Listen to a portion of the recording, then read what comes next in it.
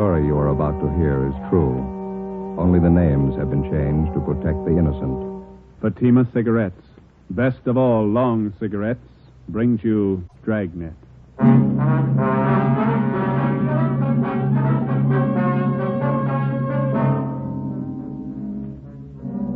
You're a detective sergeant, assigned to forgery detail. An accomplished check forger is at work in your city. His victims, small businessmen. You know his M.O., you don't know his identity. Your job, get him. If you want a long cigarette, smoke the best of all long cigarettes. Smoke extra mild Fatima. Yes, Fatima is the king-size cigarette which contains the finest Turkish and domestic tobaccos superbly blended to make it extra mild, to give Fatima a much different, much better flavor and aroma than any other long cigarette. That's why Fatima has more than doubled its smokers coast to coast. Enjoy extra mild Fatima yourself. Best of all, long cigarettes. It's wise to smoke extra mild Fatima. It's wise to smoke extra mild Fatima.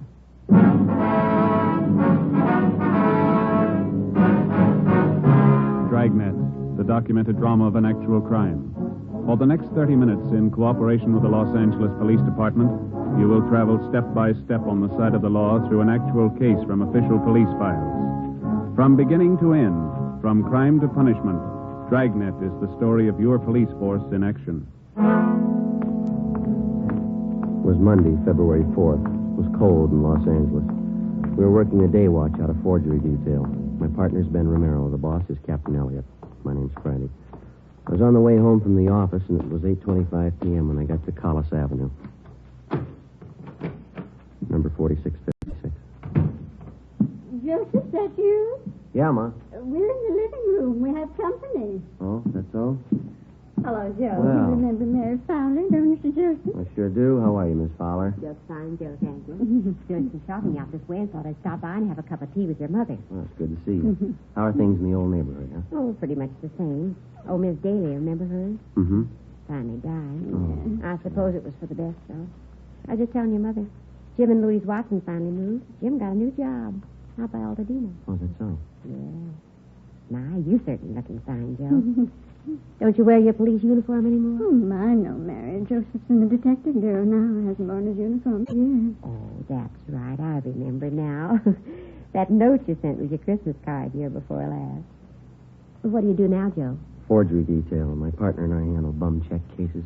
My, that certainly must be interesting. Have you had your dinner, Joseph? Yes, ma'am. I stopped at the place out in Santa Monica and had something. Yes, well, Mary brought me some nice coffee cake.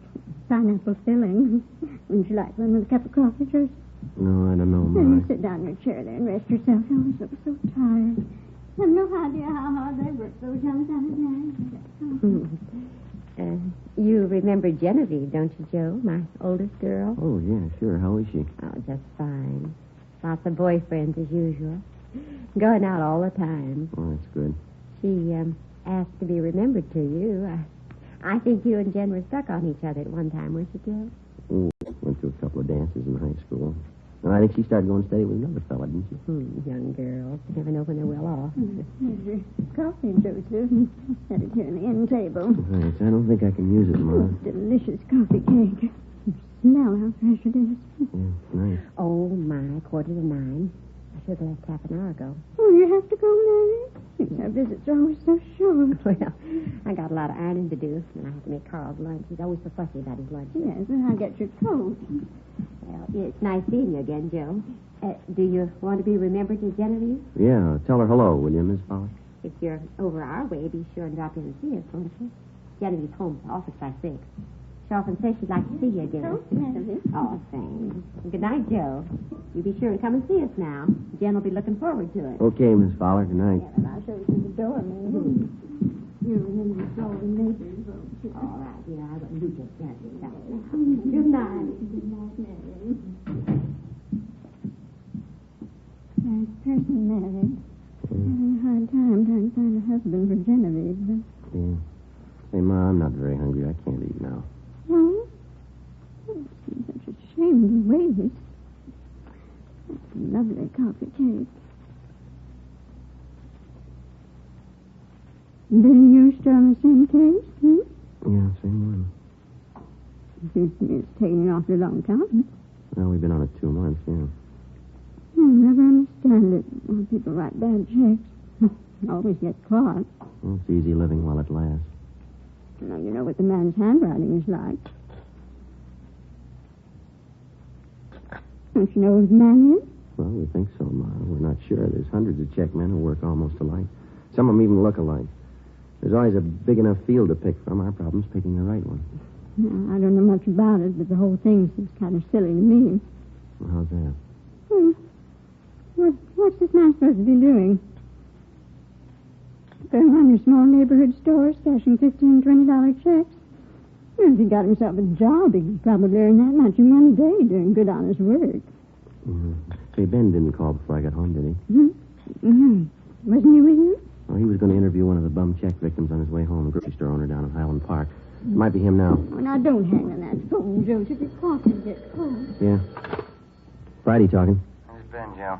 Got a partial identification from that grocer's. Nothing great. Which mugshot did he like? Stanley Bubeck. Grocer thinks it might have been the guy who pushed the check. He can't be sure.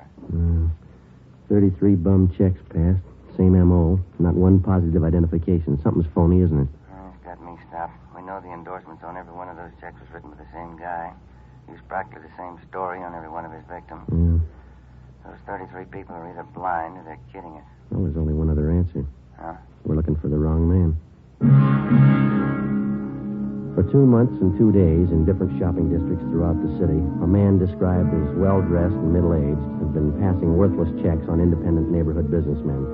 Most of the victims were proprietors of small shops, meat markets, liquor stores, grocery stores. In none of the cases was the check written for more than $25. With the help of the stats office and our record bureau, we'd gone through the list of experienced checkmen until we found one man whose description and M.O. matched perfectly with that of a suspect. The man's name was Stanley Bubeck. We can't locate him, Captain. Another thing, we can't get a positive identification from any of the victims. And find a suspect they can identify. You've been tracking the guy for 2 months. What's the big mystery? Well, we tabbed the man as Stanley Bubeck, and his record and his M.O., his description, they all tie in perfectly. Now, we're not sure it's him. What do you mean? Well, if it is Bubeck, it's almost a sure thing that one of the victims could have made him on one of his mugshots. None of them can make up their minds. Look, maybe one of you two'd like to be captain of forgery for a day, sit in this office and listen to complaints come in over that phone about this guy, the front office, neighborhood businessmen's clubs, retail merchants. They tell me they're troublesome and passing them on to you. Now, whoever this paper hanger is, we want him fast. Lousy little $20 checks. We'd probably have a lot better target if he tried something bigger. And don't think he and 100 other checkmen like him don't know that. You won't find them stealing company paychecks and flooding the town with paper. They take it from the little guy, and they take it in small amounts, but add up those small amounts at the end of the year, and they'll scare you. Yeah, that's the rotten part about it. None of those victims can afford a bad check. That grocer Donnelly stands on his feet all day to net a profit of $10, $15. He gets tagged with one bad check, and he's working for nothing. We've got bulletins out on the suspect to all the small businessmen in town. They've all been alerted. Excuse me. Captain Elliott. Yeah, okay, Don, right away. Don Myers. He went over the handwriting of those last 3 checks. Wants to see you. Okay. How about that special bulletin you got out to the prisons on Stanley Bubeck? Any replies? Nothing yet, Skipper. All right, stay on it. Right, let's go, Ben. It's a sour deal. I'd give a right arm for a line on this guy. Yeah. Well, it'd move a lot faster if somebody'd help us follow those checks closer. The way it's running now, we hear about the paper 2 weeks after it's been cashed. The Bubeck thing isn't helping much. No use trying another line if we get it settled. Hi, Don. Oh, hi. Just finished up on those last 3 checks that came in. You want to give them a look? How do they shape up? Well, you can see for yourself. Right here. Yeah? Here are the 3 I just went over. Mm-hmm. And here are half a dozen bad ones for cash last month. Now, the endorsements on this half doesn't match perfectly. And those other 3? Well, I'd say they were endorsed by the same person. Now, look here. Hmm. You can notice the capital letters. Now, he still handles them the same way. Disconnected from the other letters in the first name. See? Yeah. But he connects the capitals in the last name. See? Mm-hmm. Not very bright. Yeah. Not much doubt in my mind. All the other handwriting factors tie in. Form, skill, shading. They all match up. The movement, the terminals, they're all the same for my money. Here, the way he writes the lowercase letters. Yeah, that cinches it for me. How's that, Don? Well, here. The Inclination of the terminal stroke on the S. See it? Degree of slant above the horizontals, just about 55 degrees in all cases. Mm-hmm. Now, the finger movement and his capitals have plenty of freedom. They're not shaded much. Yeah. Nothing like this in his lowercase letters, though, you see? Here. Yeah, I think I know what you mean. Not much freedom here. It's a shading. And the pressure on the lips. Here. They match up. Mm-hmm. Same on the downstroke. No, I'd say the skill is medium in all cases. Embellishments, both class 2. No changes at all in the style? Oh, he made the signatures look a little different. All 8 factors match up, though. It's the same person. All we have to do is find him. Hey, how about this fellow Stanley Bubeck? I thought you had him tapped. Now, we're not too sure about him, but it's the only line we got to work on, so it'll have to do for now. Mm-hmm. Romero, the man in the office. See you and Joe. Name's Loomis. Right, Fred. Be there in a minute. Okay. Well, thanks, Don. We'll check you later, huh? Sure, okay. See you. Let's go, Ben.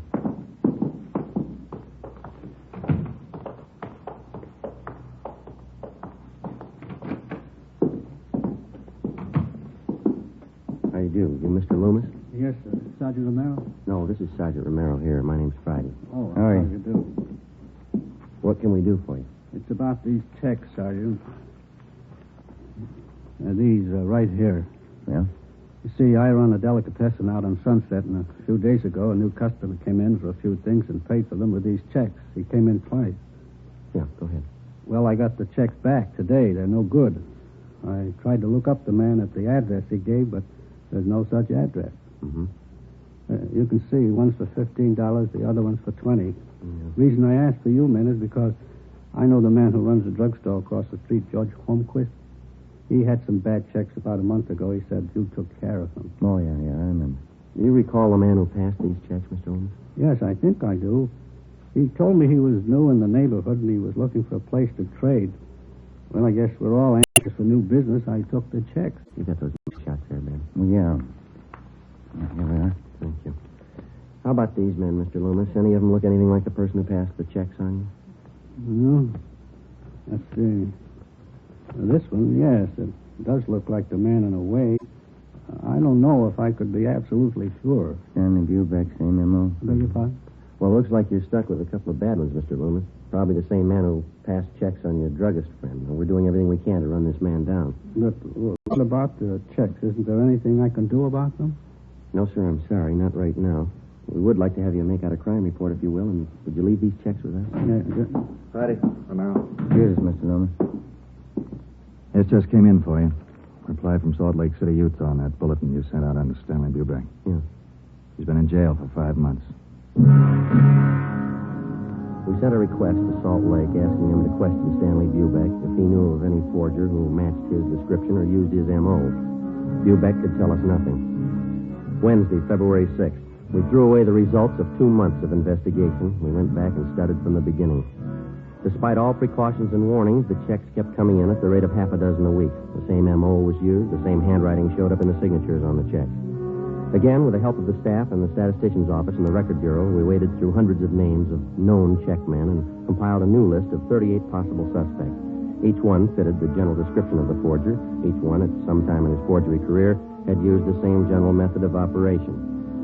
Well, after days of legwork, we finally boiled down the list of possibles to 3 names: George Roberts, James Young, and Harry L. Johansson. We got out a flyer to all the small businesses in the areas where the forger operated.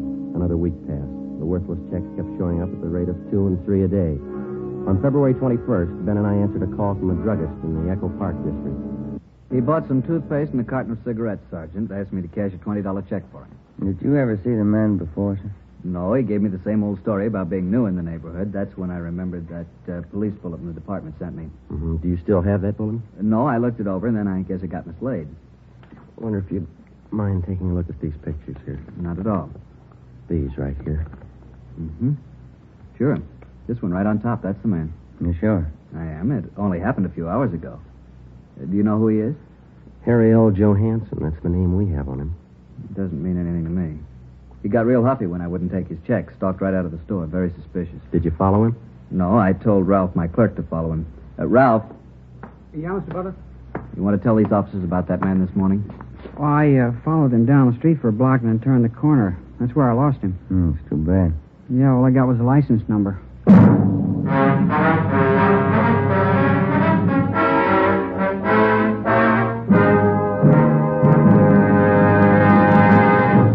listening to Dragnet, the case history of a police investigation presented in the public interest by Fatima Cigarettes. If you smoke a long cigarette, it will be in your interest to listen to a typical case history of a Fatima smoker. It's the case of Northwest Airlines stewardess Jean Metzen. You'll see her picture in leading magazines this week. Now, her actual signed statement. There's one thing I really look forward to after a long flight. A good, mild smoke. That's why I prefer king-size Fatima. It's milder than any other long cigarette I've tried. Yes, I agree it's wise to smoke extra mild Fatima. And so do more and more smokers every day. Actual figures show extra mild Fatima has more than doubled its smokers coast to coast. So enjoy extra mild Fatima yourself. The king-size cigarette, which contains the finest Turkish and domestic tobaccos, superbly blended to make it extra mild. You will prefer Fatima's much different, much better flavor and aroma. You will agree. It's wise to smoke extra mild Fatima. It's wise to smoke extra mild Fatima. Best of all, long cigarettes.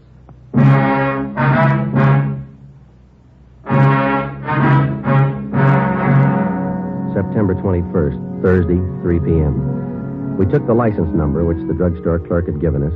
We went back to the office and checked it through DMV. We found the car was registered to a Russell Burroughs on Pico Boulevard. We checked him out. He told us that he had loaned his car the day before to a friend of his. He identified the friend as Harry L. Johansson and gave us his last known address, 614 Elderwood Avenue. We got out a broadcast on the car. The Elderwood Avenue address turned out to be a single-story wooden frame house in the southern part of the city on the edge of the industrial district. It had a coat of paint. A woman in her elderly 30s answered the door and identified herself as Mrs. Johansson. She invited us into the living room. There was a baby playing on the floor. I don't expect my husband home for another 2 weeks, Sergeant. He's a cosmetic salesman. Travels all over the western states. When did he leave on this last trip, Mrs. Johansson? The first of the month. Why, is anything wrong? What's the name of the cosmetics company that your husband works for? Harrington Universal. Offices are down on East Main. Mm-hmm. Do you know a friend of your husband's named Russell Burroughs? Yes, I do. He's kind of a friend of the family. Please, Sergeant, if there's anything wrong, I ought to know. We talked to Mr. Burroughs this afternoon. He told us your husband's in town. Burroughs loaned him his car. Harry? That's silly. He's still on the road. He'd certainly let me know if he was coming back early. You sure of that, ma'am? Would you excuse me a minute, Sergeant? I'll have to put the baby to bed. Certainly, ma'am. Come on, Bonnie. I'll be back in a minute. Kind of a funny setup, isn't it? How do you mean? Well, if Johansson's pushing bum checks, the money isn't going into his home here. Wife doesn't act like she knows anything. Seems cooperative. Afraid we're going to have to level with her if we're going to find out anything, huh? Mm-hmm. You sure got a cute little girl. I'm sorry, Sergeant. It's perfectly all right. Just a few more questions. Is it possible that your husband could be in town and you might not know it? I mean, could he be staying with a friend or some relatives? No, if Harry was in town, he'd come home. Why would he stay with anyone else? When did you last hear from your husband? Last week. He wrote from San Francisco. The letter's right there on the mantel. Oh, huh.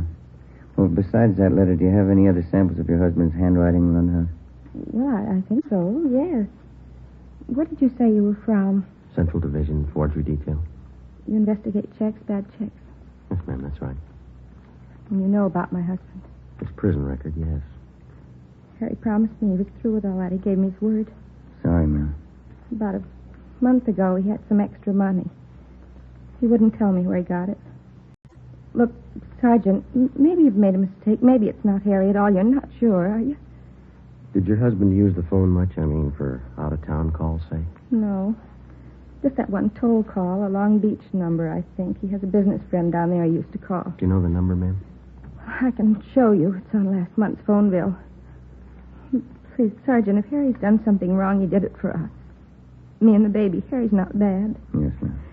He's done something. He did it for us. Harry hasn't had it easy. He wanted to get things for the baby. Clothes, a better house. All he wanted was a little happiness.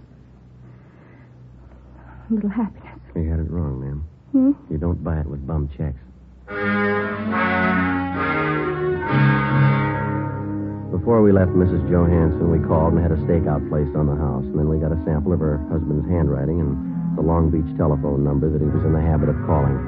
The next morning, Don Myers in handwriting compared Harry Johansson's letter with the signatures on the worthless checks. It matched. We called the Harrington Universal Cosmetics Company. They never heard of Harry Johansson. We called that Long Beach phone number. A woman answered and gave us the address where the telephone was installed. Turned out to be a swanky, modern apartment house. In apartment 18, we interviewed a good-looking brunette. She identified herself as Harry Johansson's common-law wife. She was well-dressed, and the apartment was richly furnished. What's it all about? What do you want, Harry? Police business. You know where he is? Well, what's he done? Do you know where he is? He drove into Hollywood this morning. Might be back tonight. I don't know for sure. Is this your apartment? Yeah. Mine and Harry. You're sure that Johansson's not here now? Of course I'm sure. Why? Well, you won't mind if we come in and look around, huh? I have a right to know what it's all about. Johansson's wanted for forgery. Now, if you want to get involved, you help him hide out. I'm not asking for that kind of trouble. Go ahead and look. Take the bedroom, will you, Ben? Right. Never mind, cop. Thanks for the help, honey. I don't want any part of your troubles, Harry. I didn't know a thing about it, all. Ben? Yeah. You better come along, too, lady. Well, tell him, Harry. I don't know what it's about. What's the idea of getting me mixed up in this? How do you think I was paying for this place? Taking you out and buying us clothes for you. I don't want any part of it. 3-room apartment, a couple of dresses. That's all he ever got me. You got no complaints, lady? Huh? That's more than he bought his kids. 1 p.m. Friday. Ben and I took Harry Johansson to the county jail where he was booked for suspicion of forgery. We called Mrs. Johansson and notified her. She immediately contacted friends and relatives and raised enough money for a writ to have her husband released from jail. 3 days later, Johansson was arraigned and a date set for his preliminary hearing. After the arraignment, Ben and I took him back to the county jail for rebooking. I'd like to ask you a question, Johansson. Yeah. You got any money of your own left? Why don't you stick to your own business, copper? That family of yours has had a pretty rough time. Your wife borrowed every cent she could find to bail you out. Now, what's she going to live on? She got relatives. No, there's the elevator. Come on, Johansson.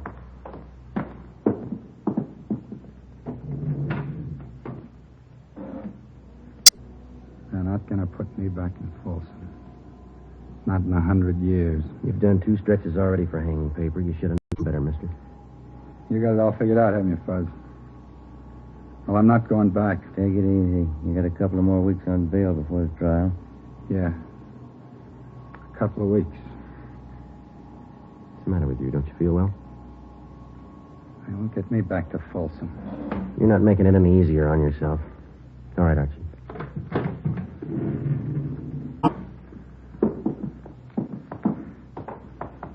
Don't you cops understand? I hate it. Every lousy bit of it. I'm not going back to Folsom. I'm not going back. Now, do you understand? It's a good idea, mister. You remember that when you get out. We booked Harry Johansson in the county jail. His bail was continued, and he was released pending the trial. During the next week, along with the district attorney's office, Ben and I helped prepare the case against Johansson. 3 days before the trial opened, we had a phone call from Mrs. Johansson. She told us that her husband had disappeared. Well, there was nothing we could do until he actually failed to appear in Superior Court at the appointed time. On Monday, April 3rd, the case of the State versus Harry L. Johansson officially opened. The defendant failed to show. A bench warrant was immediately issued, and we got out a broadcast and an APB on the suspect. Stakeouts were placed in his house and at the apartment of his common-law wife. 2 days passed. No sign of him. Nothing, Joe. Bumley just checked it out. Yeah. How about those 2 ex-con pals of Johansson's? Did you check with them? Yeah, nothing there. I don't see how I can last out much longer. One suit of clothes, no money. You still got a checkbook. When did Skipper say he's coming back? On 7:30 tonight. 7:15 now. I'll get it. Forgery, Friday. Joseph, this is your mother. Oh, yeah. Hi, Ma. I forgot to tell you when you called earlier. You're supposed to be home tonight by 8 o'clock. What's that, Ma? Mary Fowler, she's coming over to visit tonight, and Genevieve's coming with her.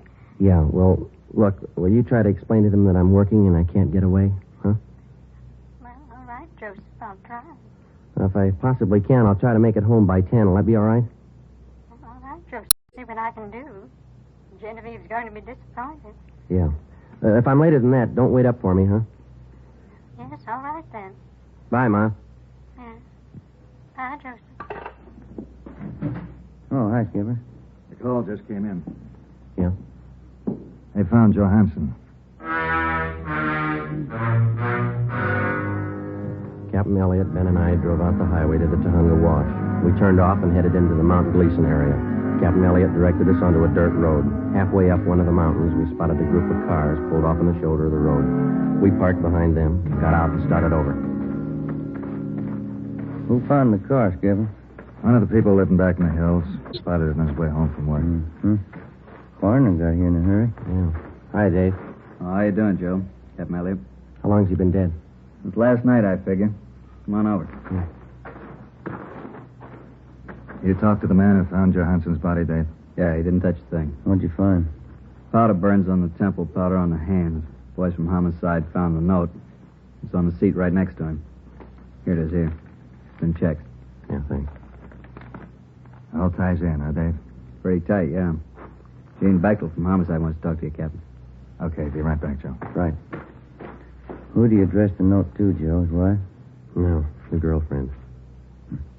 Look what he wrote it on. Yeah. Blank check.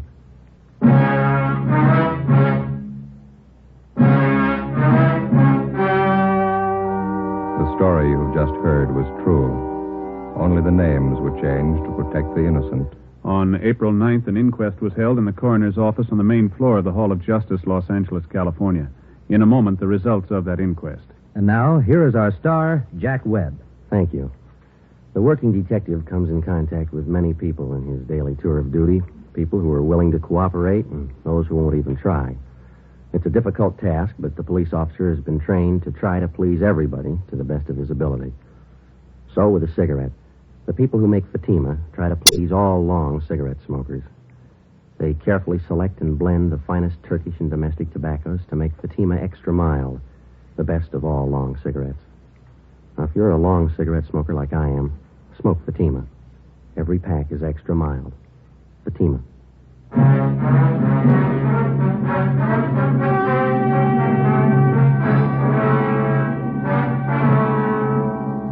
On April 9th, the coroner's jury returned a verdict that the death of Harry L. Johansson was caused by a gunshot wound in the head, self-inflicted.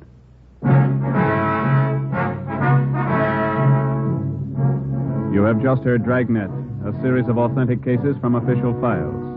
Technical advice for Dragnet comes from the Office of Chief of Police W.H. Parker, Los Angeles Police Department. Fatima Cigarettes, the best of all long cigarettes, has brought you Dragnet from Los Angeles. Coming up, Duffy's Tavern. More good times on NBC.